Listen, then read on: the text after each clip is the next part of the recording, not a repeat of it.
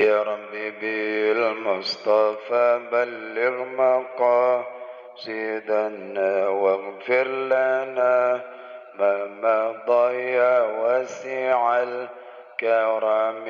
يا ربي بلغ مقاصدنا واغفر لنا ما مضى يا واسع الكرم. لم يحتلم قط طه مطلقا أبدا ومتى ثاب أصلا في مدى الزمن منه الدواب فلم تهرب وما وقعت ذبابة حسن بخلفه كأمام رؤية ولا يرى أثر بولي منه في علاني وقلبه لم ينم والعين قد نعست ولا يرى ظله في الشمس ذو فطن كتفاه قد علت قوما إذا جلسوا عند الولادة صفياذا بمختتن هذه الخصائص فاحفظها تكون أمينا من شرنا وسرق ومن محن إلهي لست للفردوس أهلا ولا أقوى على النار الجحيم فهب لي توبة واغفر ذنوبي.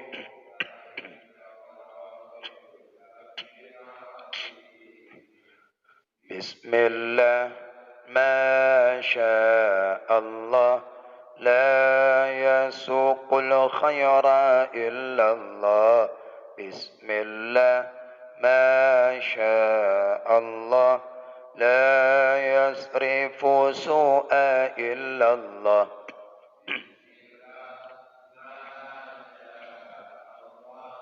ما كان من نعمة فمن الله.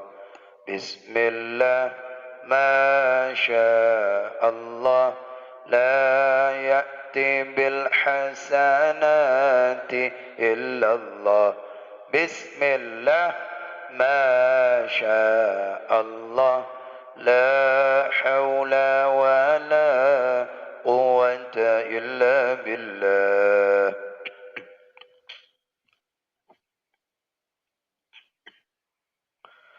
السلام عليكم ورحمة الله وبركاته.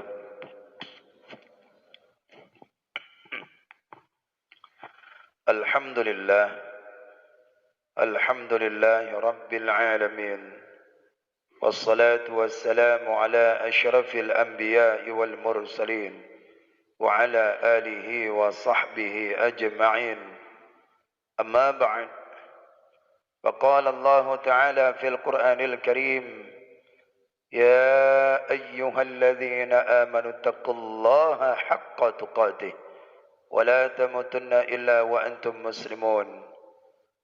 وقال رسول الله صلى الله عليه وسلم: من سلك طريقا يلتمس فيه علما سهل الله طريقا إلى الجنة.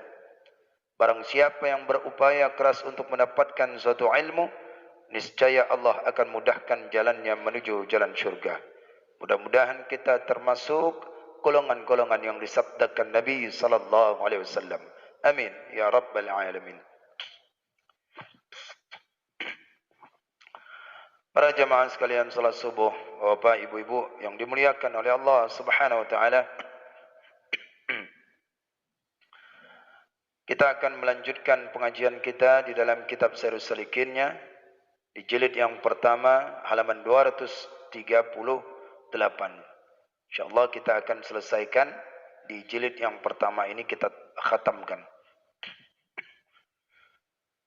Kita mengambil kepada soal. Oh sudah. Adapun yang kedua, ya. A'udzu billahi minasy syaithanir rajim. Bismillahirrahmanirrahim. Kata Imam Al-Ghazali ada 6 kelakuan daripada manusia itu wirid-wirid ya berbeda sebab persalahan daripada wirid serta kelakuan manusia. Yang pertama itu adalah abid, orang yang rajin ibadah. Maka yang kedua akan dijelaskan oleh musannif yaitu orang alim. Bismillahirrahmanirrahim. Adapun yang kedua itu pada bagian yang tengah, halaman yang tengah sekali pas dalam kurung. Adapun yang kedua itu, maka yaitu wirid orang yang alim yang manfaat ilmunya itu akan manusia di dalam fatwa atau tadris atau dengan mengarang kitab. Maka adalah tertib wirid mereka itu bersalah-salahan dengan tertib wirid orang yang abid dahulu itu. Mengapa? Karena berkehendak mereka itu kepada mutala'ah akan kitab. Mutala'ah itu mengulang-ulang, menteliti. Makanya di dunia pesantren dikatakan mutala'ah. Ayo kita mutala'ah. Menteliti kembali. Dan kepada mengarang akan dia dan mengajar akan orang dan memberi fatwa akan orang, maka yang demikian itu berkehendak kepada waktu yang lapang. Lagi lanjut, makna lanjut ini panjang. Berkehendak kepada waktu yang lapang, luas, lagi lanjut, panjang.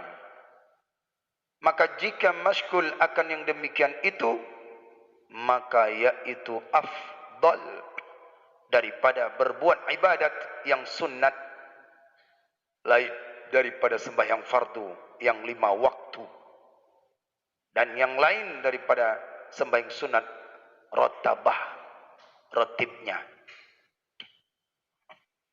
Baik. Paham ini kira-kira? Orang abid yang kemarin kita bahaskan, siapa orang abid itu? Abid itu adalah orang yang menyibukkan dirinya selalu dengan ibadah.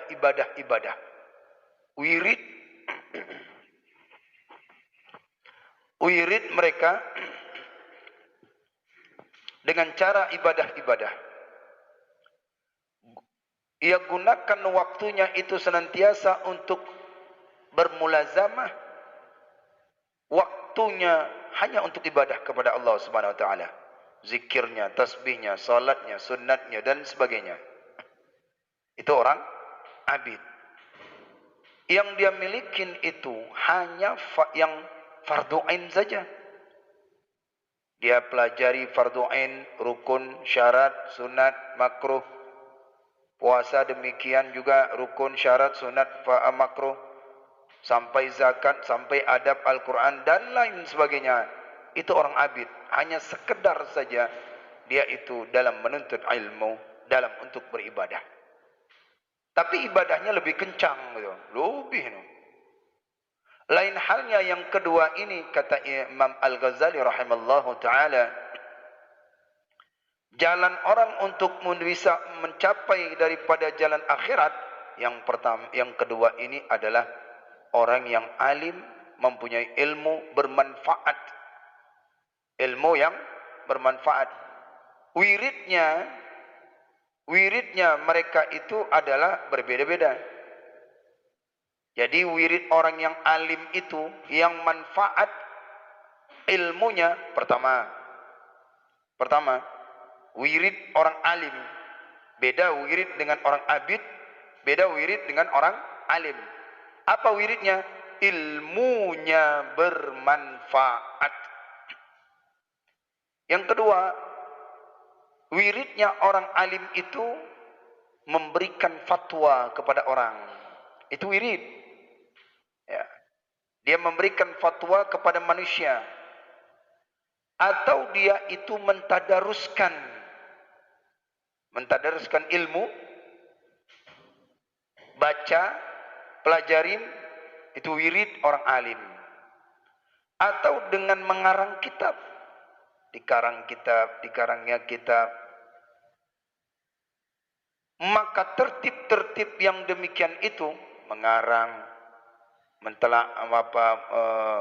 mentadris, berfatwa, maka wirid mereka itu berbeda dengan wiridnya orang abid. Beda, tidak sama. Jadi makanya banyak ada orang berpikir bahwasannya nuntut ilmu aja, kapan mengamalkannya, wiridnya. Dia tidak tahu bahwasannya orang yang mengarang kitab, orang yang mengumpulkan kitab, orang yang mutalaah kitab, maka orang yang mentadariskan kitab, memberikan fatwa, itu sudah wirid. Itu sudah wirid. Dia memutalaahkan kitab, mengajarkan kepada orang, karena waktunya sangat luas. Mengarang kitab ini Pak, membutuhkan waktu yang panjang, membutuhkan waktu yang lama. Kita saja yang canggih ini saja bisalah memakan waktu untuk mengarangkan. Apalagi ulama-ulama dahulu, komputer enggak ada, internet tak ada, tapi mereka bisa mengarang kitab ini coba. Yang kitab tipis saja orang sulit untuk mengarangkannya. Zaman sekarang untuk kitab ini sulit lagi, tak ada. Makanya membutuhkan waktu, perjuangan bagi mereka orang alim.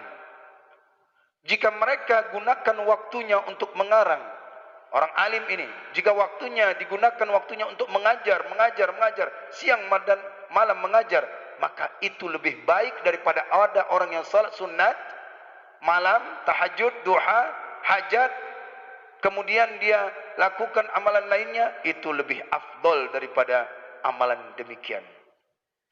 Ada orang alim, dia kerjaan mengajar saja, memberi fatwa, mengajar, mutalaah kitab untuk umat.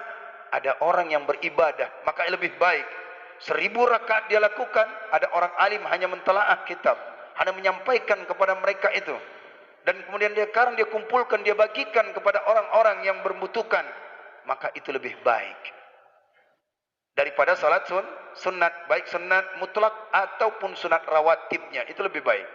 Mengapa demikian itu? Karena dia menggunakan waktunya untuk mentelaah kitab. Selain daripada salat fardu ya, salat fardu dan lainnya. Makanya di situ para ulama-ulama kita tuh, ya, para pondok pesantren, mereka amalan enggak banyak itu. Kalau mereka rajin ibadah seperti orang abid, enggak sempat itu membaca kitab.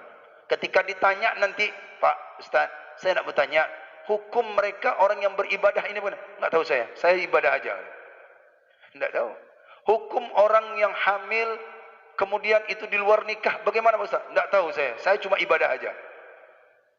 Nah, kalau orang yang demikian itu dia ibadah aja, kapan orang bisa tahu tentang isi kitab, hadis, Al-Quran?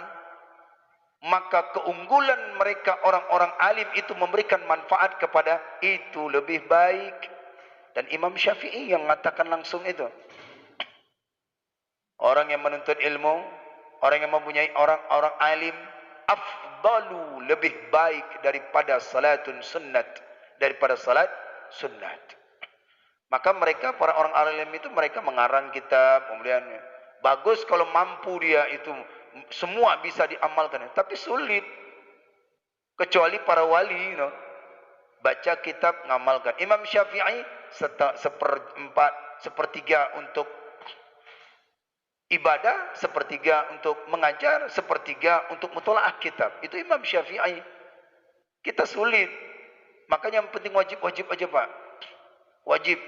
rajin ibadah tahajud, besok malas menuntut ilmu. Padahal menuntut ilmu lebih tinggi derajatnya daripada orang abid.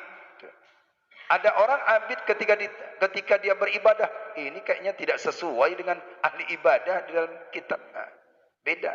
Makanya ilmu sangat penting.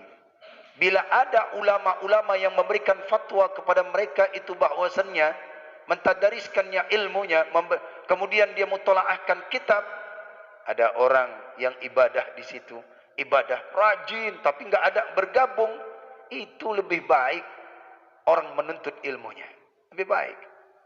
Maka itulah kami coba ya, guru kami, ulama-ulama itu mengatakan kepada murid-murid bukan jadi orang apa? Soleh, tidak. Semoga kalian menjadi orang-orang yang soleh. Tidak. Para guru-guru yang salafiyah, yang mereka itu di pondok, itu apa dia? Semoga kalian menjadi orang alim. Ya. Kemanapun kalian pergi, merantau, dua ini jangan tinggalin. Apa dia? Pertama belajar, yang kedua mengajar. Soleh ini ngikut nanti, ngikut. Ini yang ketiga itu soleh itu yang bagaimana dia bisa alim, soleh, sementara ilmu tak ada. Kata orang Aceh, punya hanabut, semubut. Kalau tidak mengaji, mengajar. Kalau tak ada mengajar, belajar. Jadi kemanapun, tak ada diajarkan bahwasannya jadilah engkau orang yang soleh, tidak.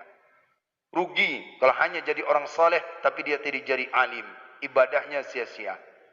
Maka itulah kata Imam Syafi'i, lebih tinggi orang alim derajatnya daripada orang yang beribadah rajin tapi tak pernah menuntut ilmu.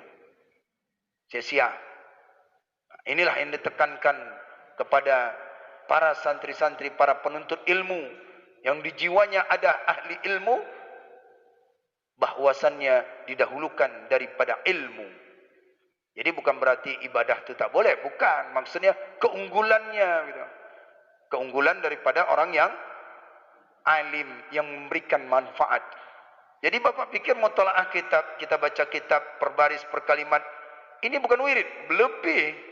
Ada orang salat, ada orang salat 1000 rakaat. Tak ada. Ini cuma membahas satu ilmu, itu lebih baik daripada orang yang salat 1000 rakaat.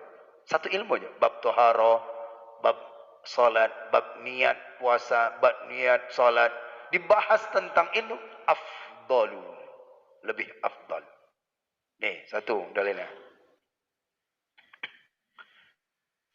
Ya, mengapa para ulama-ulama itu mengarang kitab, mengapa mereka itu cinta kepada ilmu? Karena keunggulannya. Bahkan Nabi menyebutkan dalam hadis, orang yang mempunyai ilmu, kemudian mentadaruskan ilmunya, memutolaahkan, mengajarkan ilmunya, maka lebih unggul daripada yaitu orang ini. Maka kata Nabi, seperti bulan purnama, seperti bulan daripadaku, kata Nabi. Artinya aku dan sahabat-sahabatku. Jadi orang alim itu lebih tinggi. Demikian. Dan dalil yang demikian tersebut di dalam bicara belajar ilmu dan mengajarkan akan dia ilmu daripada beberapa hadis dan dalil Quran, dan yang tersebut dahulu itu, yang dan terdahulu tersebut dahulu itu, artinya dalil tentang hukum belajar dan mengajar ilmu itu ada di bab ilmu yang pertama, bab kelebihan ilmu. Bisa cek kembali katanya, itu dalil-dalilnya itu halaman 3 atau 4. Halaman 3, cek kembali apa kelebihannya. Ditanya orang apa dalilnya ilmu itu, adakah dalam Quran, adakah dalam hadis, adakah perkataan ulama? Ada. Cek halaman 3 yang paling bawah itu dia tentang ilmu. Tetapi murad dengan ilmu yang afdal daripada ibadah itu, tetapi murad artinya maksud. Tetapi maksud dengan ilmu yang afdal daripada ibadah itu bagaimana? Yaitu ilmu yang memberi manfaat di dalam akhirat, yang membawa kepada gemar akan akhirat dan benci kepada dunia. Atau murad dengan ilmu yang afdal daripada ibadah itu, yaitu ilmu yang menolongi atas jalan akhirat, yaitu ilmu suluk, dan dinamakan pula ilmu tariqat, dan dinamakan pula ilmu tasawuf, yang terlebih daripada ilmu yang fardu ain dahulu itu. Serta dikasatnya belajar ilmu ini atau mengajarkan akan dia ilmu ini karena Allah Ta'ala. Dan bukan murad dengan ilmu di sini, yaitu ilmu yang menambahi akan gemar kepada dunia dan harta dan kemegahan, seperti kebanyakan yang dituntut, yang dicari oleh manusia pada akhir zaman ini. Ya. Timbul pertanyaan setelah dalil Al-Quran dan hadis, ilmu yang bagaimana yang dituntut? Ilmu yang bagaimana yang bisa lebih unggul daripada ibadah-ibadah sunat? Maka dijawab, beliau bertanya, beliau jawab, ilmu yang lebih unggul daripada salat-salat sunat lainnya yang dilakukan oleh seorang abid adalah ilmu yang memberi manfaat, ilmu yang mengajak orang bisa untuk ke akhirat, ilmu yang mengantarkan orang cinta kepada ibadah akhirat. Itu ilmu, itu dimasuk. Ilmu apa itu? Ilmu suluk, atau disebut dengan ilmu tariqat, atau ilmu yang disebut ilmu tasawuf. Dengan ilmu ini lebih baik daripada ilmu fardu ain. Maka belajar ilmu tasawuf. Di dalam kitab ini sudah cukup ini ilmu tariqat. Sudah memadai.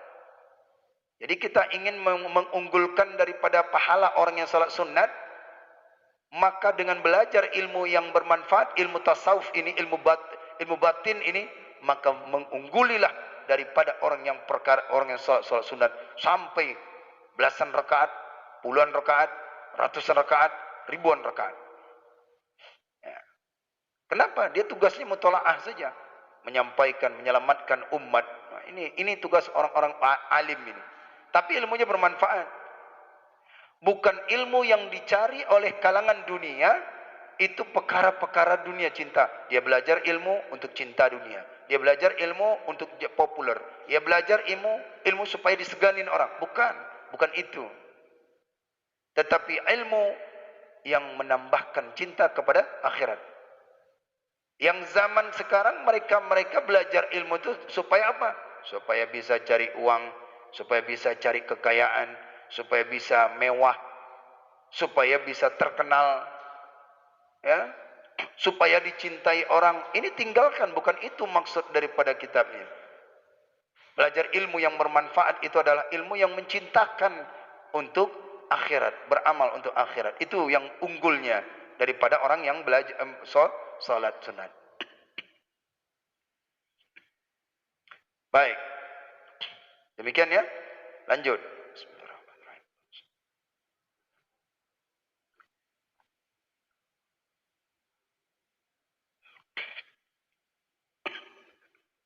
Silakan dicek kembali tentang kelebihan ilmu.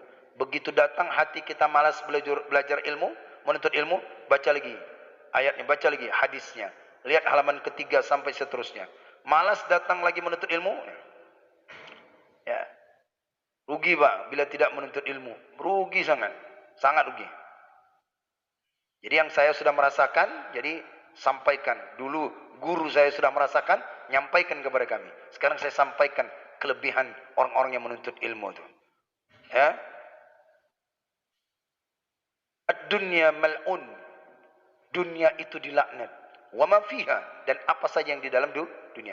Illa, kecuali yang di dalam dunia itu yang tidak dilaknat oleh Allah. Siapa? Muallim, muta'allim, mu'alimin. Orang yang belajar dan orang yang mengajarkan ilmu. Itu tak dilaknat oleh Allah. Hadis sahih itu. Makanya itu, gunakan waktu untuk belajar saja. Gunakan waktu. Rajin ibadah sunat, boleh, silahkan. Tapi ilmu yang pertama. Jangan sampai rajin ibadah, tahajud, sunat, akhirnya ilmu ditinggalkan. Rugi. Hanya ada orang duduk saja, mereka membahaskan perkara, itu ibadahnya lebih banyak itu. Hitung-hitung kalau cari pahala. Ya. Nah, jadi saya ingatkan, apa menuntut ilmu ni hanya khusus orang yang sudah mau mati aja, orang yang sakit? Enggak, siapapun. Siapapun, dari anak-anak sampai dia. Enggak ada memandang bulu nih, aduh saya udah terlambat belajar ilmu. Tidak. Yang penting ambil itu ilmu itu. Semakin semangat kita beribadah, semakin semangat kita cinta kepada amalan-amalan yang kita lakukan. Itu dia, ya. Dan kata Imam Al-Ghazali rahimallahu taala, bermula yang awal dengan orang alim, bahwa membanyakkan ia akan segala waktunya itu dengan mentertibkan ia akan wirid dan zikir.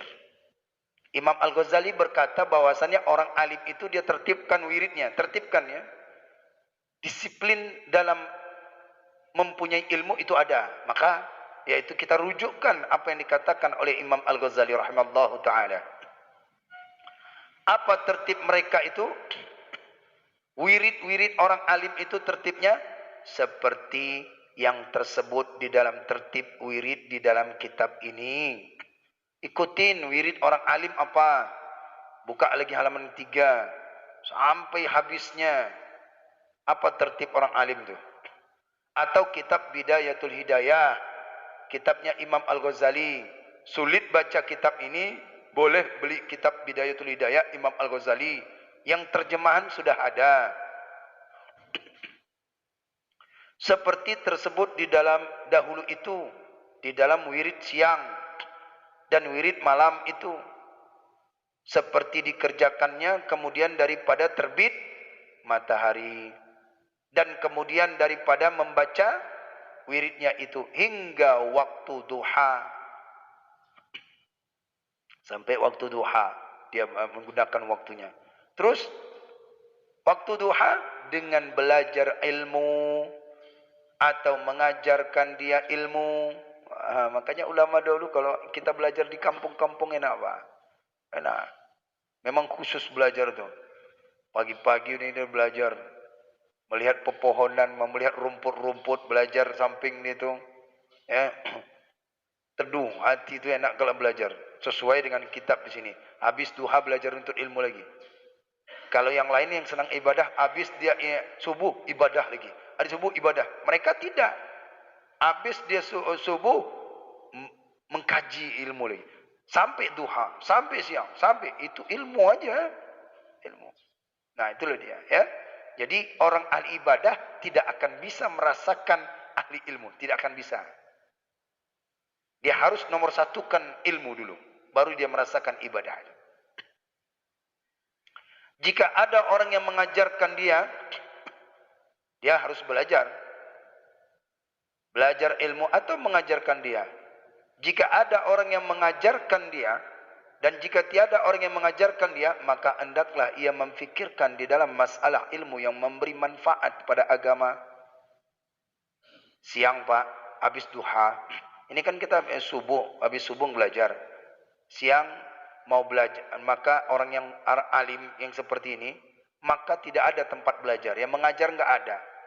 Ya, maka di situ dia bertafakur terhadap ilmu, yang bertafakur dia pikirkan ilmu itu, dia tafakurkan ilmu yang memberikan manfaat bagi agamanya. Setidaknya itu.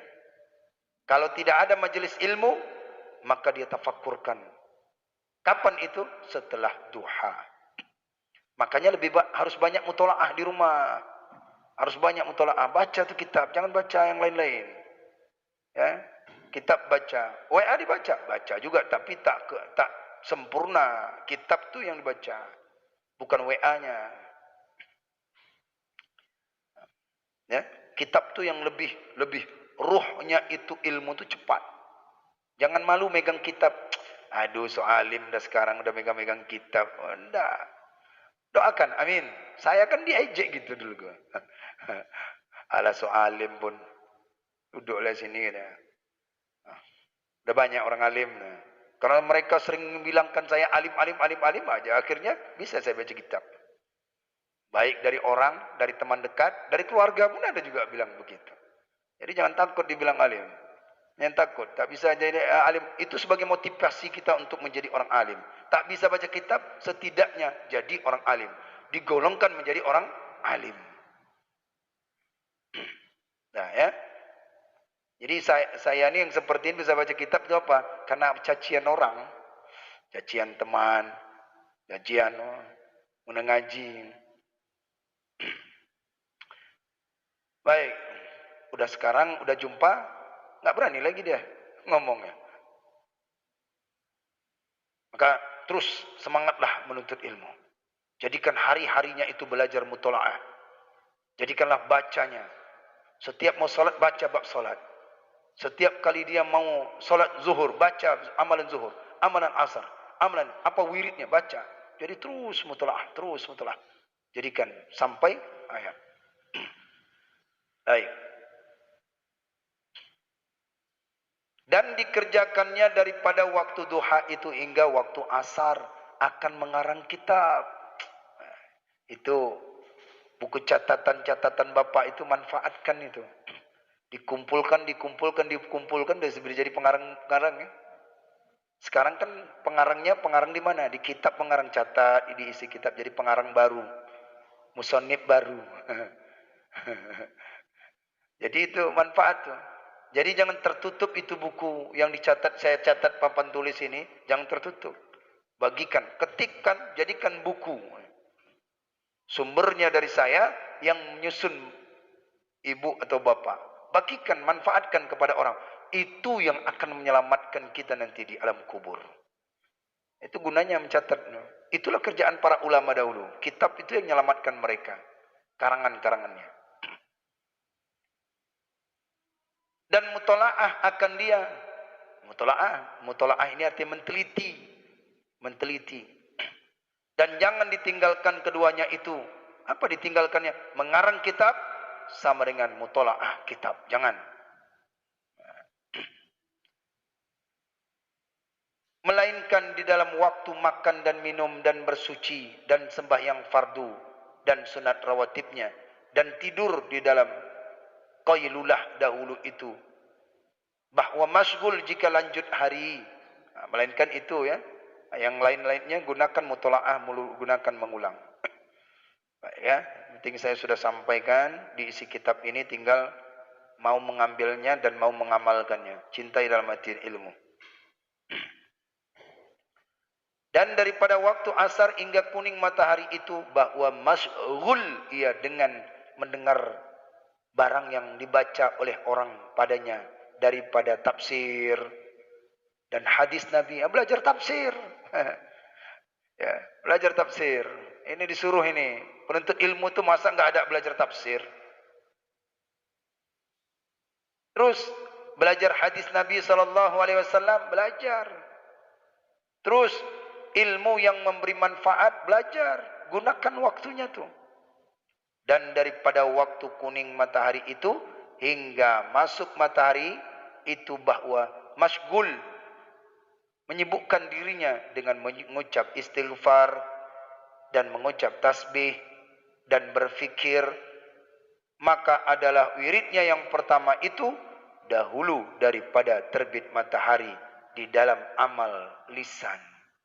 Apa amalan lisan? Yakni membaca zikir. Dan wiridnya, dan adalah wirid yang kedua itu di dalam gemar hati dengan fikir hingga waktu duha. Dan adalah wirid yang ketiga itu hingga asar di dalam amal dengan mutola'ah. Dari zuhur sampai asar itu dia mutola'ah. Dan amal tangan dengan mengarang kitab. Catat. Ya, apa yang kita kaji hari ini, asar nanti ibu catat ilmunya. Buat kesimpulan dari kitab ini juga boleh. Karena mutola'ah dan menyurat atau menulis kemudian daripada waktu asar itu terkadang yang demikian itu memberi mudarat akan mata. Jadi amalan orang waktu asar hingga waktu asar dalam amalan mata dengan mutola'ah dan amal tangan dengan mengarangkan kitab. Jadi mutola'ah dengan mutola'ah. Orang karena mutola'ah dan menyurat sesudah daripada waktu asar, itu terkadang yang demikian memberi mudarat akan mata. Jadi dianjurkan mengarang atau membaca atau mengarang bisa membahayakan mata. Memudaratkan setelah asar. Sesudah asar. Jadi zuhur sampai asar itu mengulang mutola'ah, mencatat ilmu yang sudah kita dapat. Kumpulkan. Itu afdal.